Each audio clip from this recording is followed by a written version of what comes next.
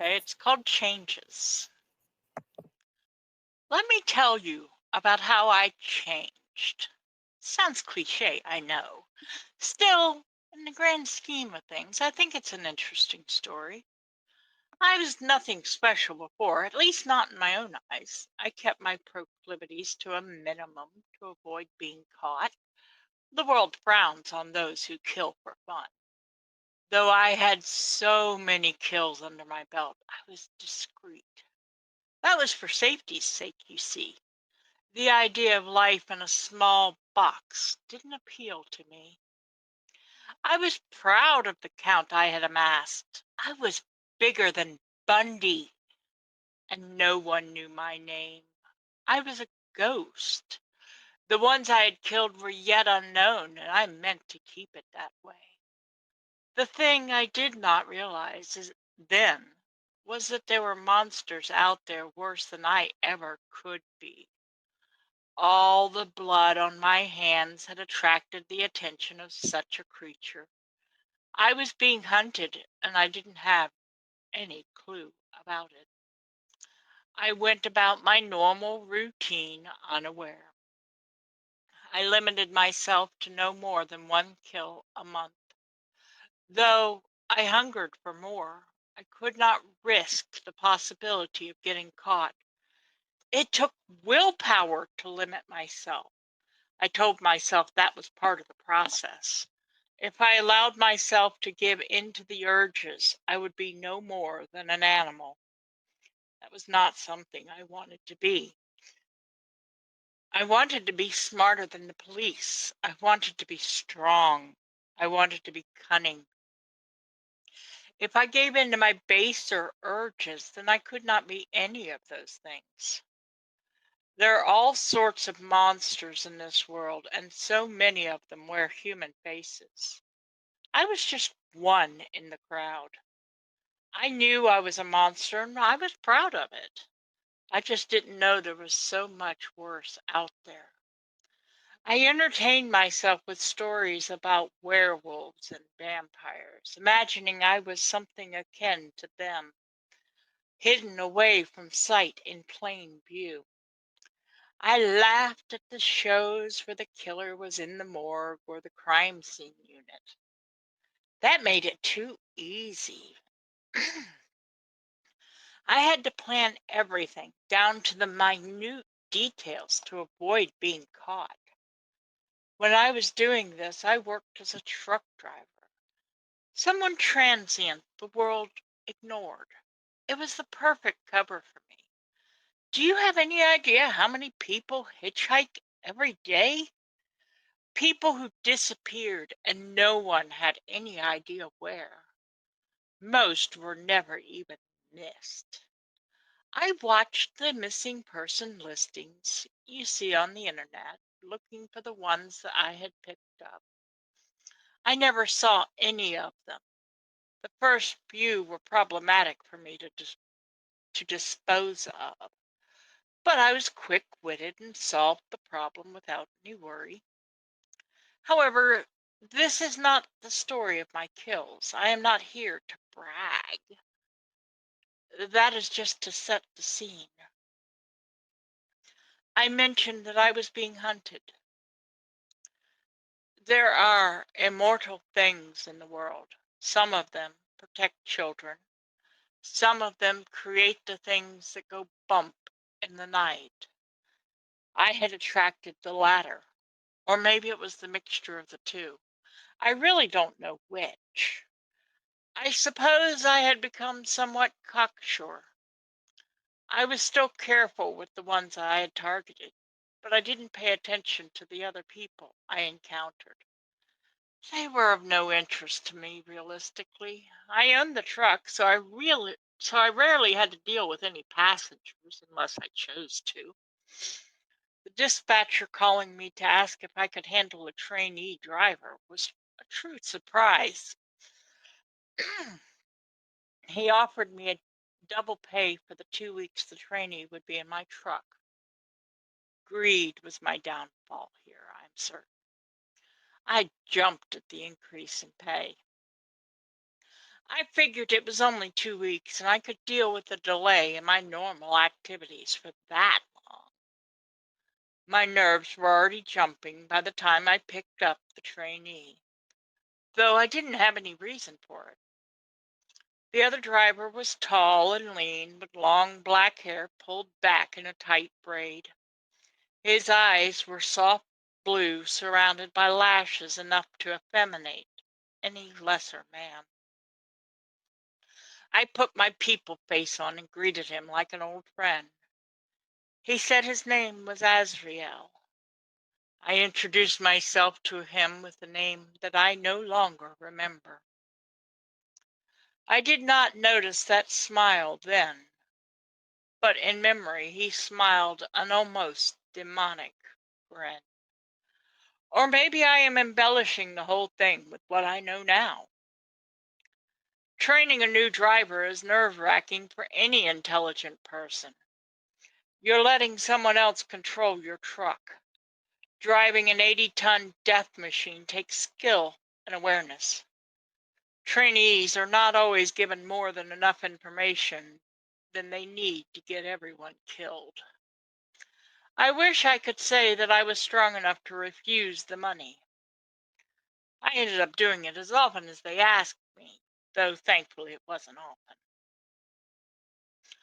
I should regret meeting Azrael. The first day was relatively easy and we seemed to get along fine. Dispatch treats training pairs like a team, which means we were expected to trade who would be driving and the other one sleep. I took the first shift at the wheel, leaving the day driving for the newbie.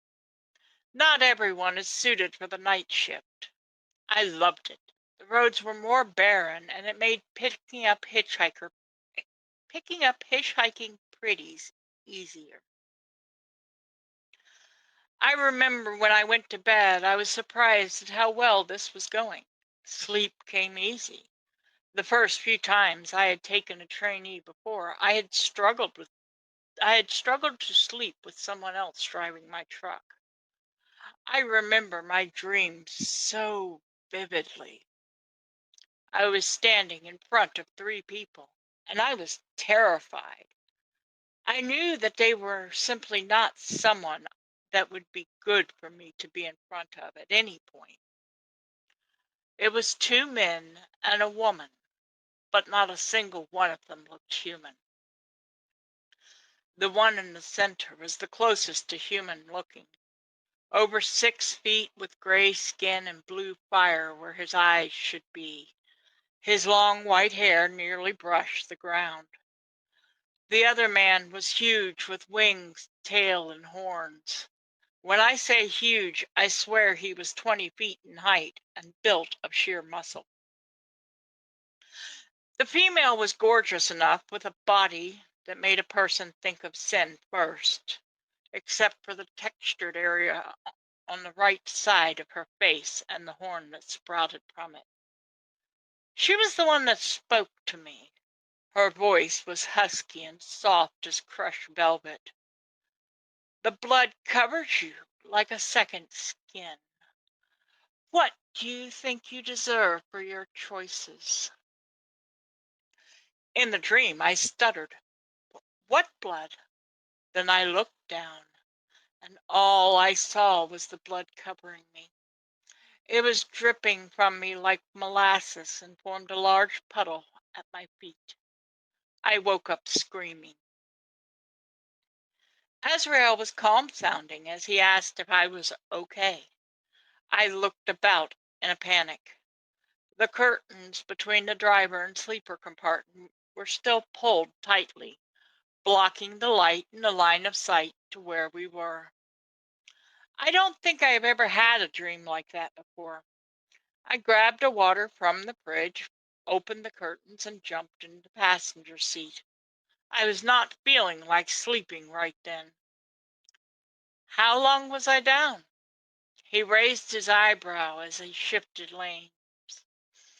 Nearly 8. We're about 20 minutes away from the truck stop I was supposed to wake you at. This only left me more tired and confused than I had been moments ago. I could have sworn I had just fallen asleep. For once, I was honestly looking forward to the rot gut stop cough. Maybe it would help me shake off the dream and be ready to function. The load had enough leeway for us to grab showers and food, something that was not always possible. We spent a good hour at the truck stop before moving on. Azrael woke up early, too. He seemed to be in a curious mood as he grabbed water and the passenger seat looking for a chin wag. Never have I been a people person, so I was caught off guard. None of the other trainees wanted me to talk. This guy was not being nosy, just personable.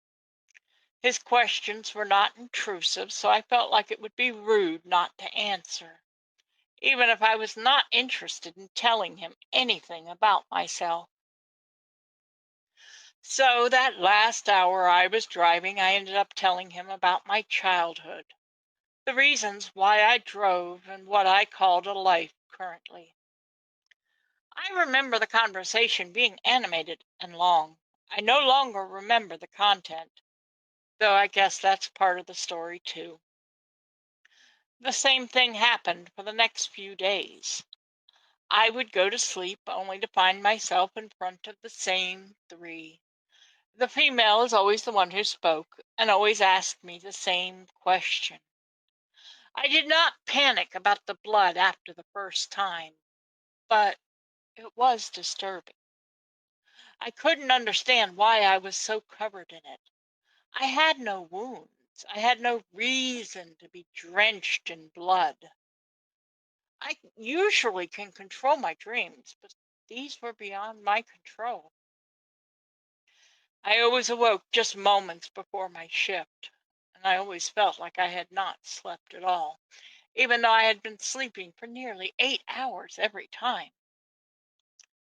I will admit I was starting to feel like I was losing my mind. I couldn't even blame Azrael. We were making the mileage while I slept. How could he have affected my dreams like that? Though his cheer and energy were draining me as I sat up with no rest each time. The lack of rest was starting to cause me to be paranoid. I was starting to hallucinate, seeing parts of the people I had killed in the truck when I was awake. The first time I truly panicked.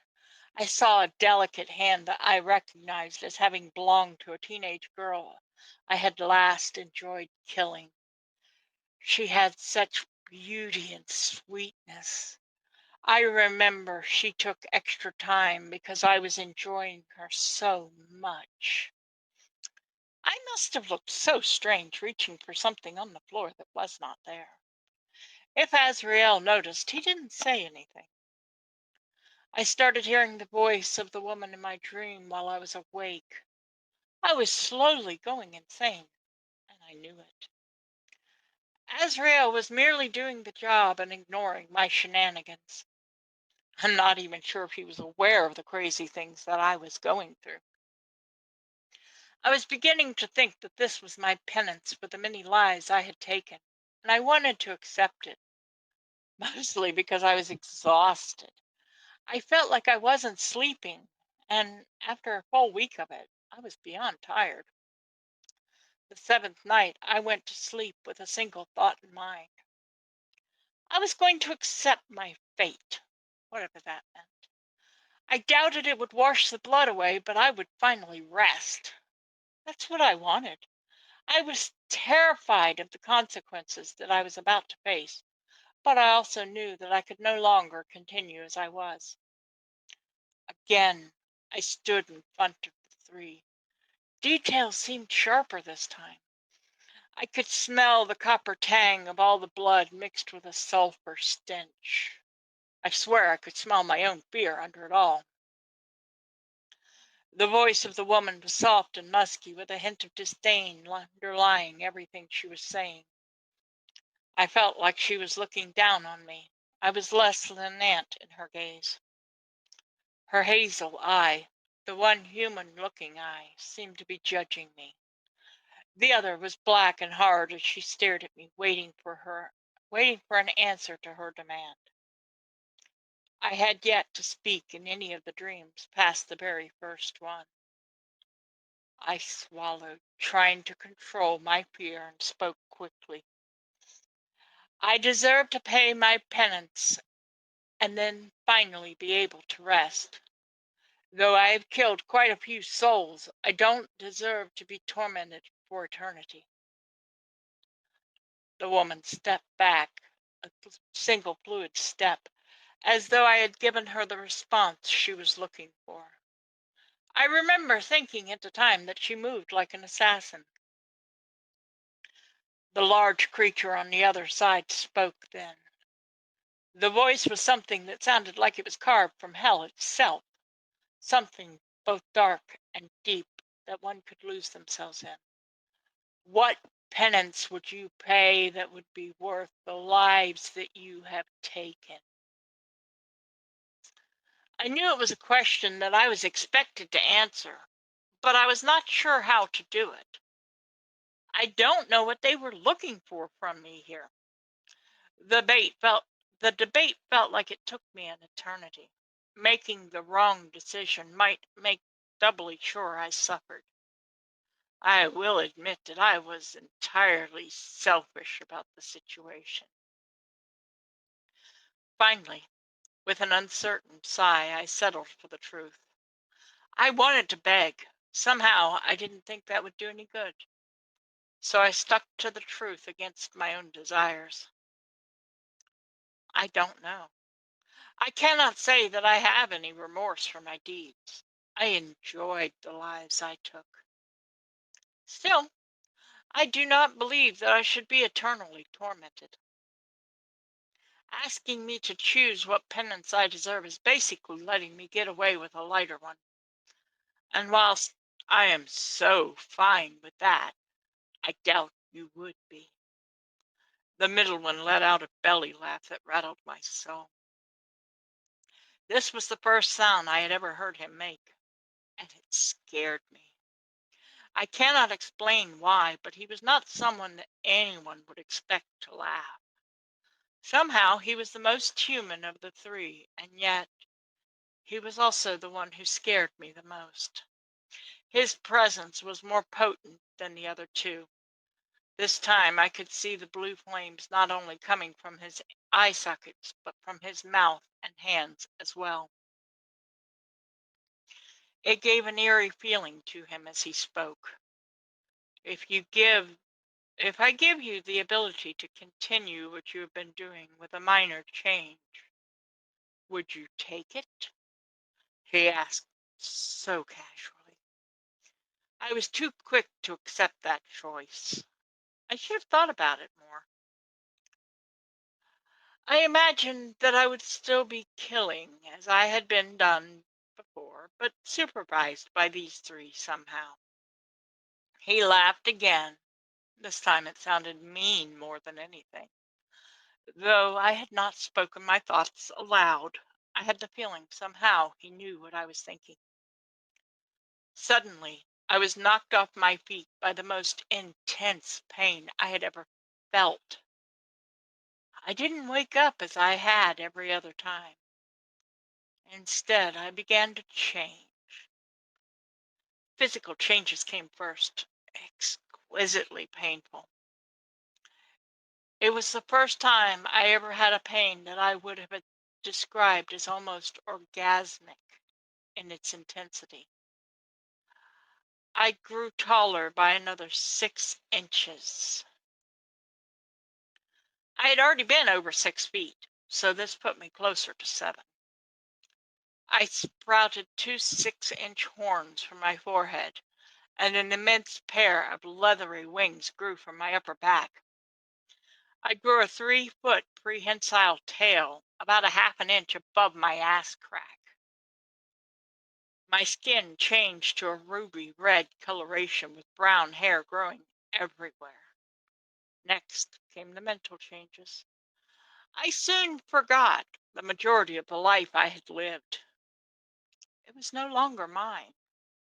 I no longer had the emotions attached to that life either. I was becoming something else.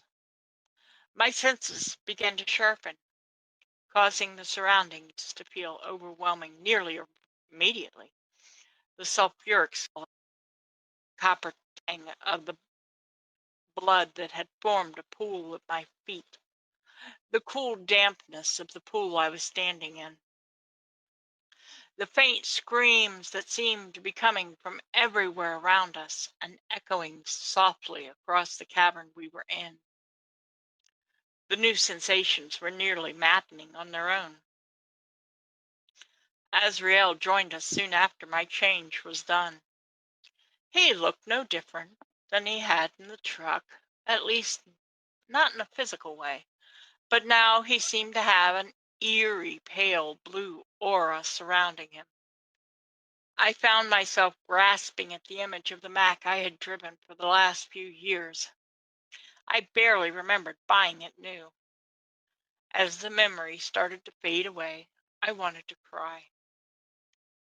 I knew I was losing everything that made me to this change.